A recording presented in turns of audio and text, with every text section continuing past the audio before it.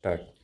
বন্ধুরা, আজকে আমার রেসিপি টমেটো বাটার ফিশ। প্রথমে আগে সর্ষে তেলে মাছগুলোকে ভেজে নিয়েছি, তারপর জিরে তেজপাতা ফোড়ন দিয়ে মাখন দিয়েছি, তারপর টমেটোটাকে কুচিয়ে মিক্সিতে পেস্ট করে গ্রেভি তৈরি করে নুন হলুদ কাঁচা লঙ্কা কাশ্মীরি মির্চ দিয়ে টমেটো ফিশটাকে ফুটিয়ে নিয়েছি গ্রেভি বানিয়ে।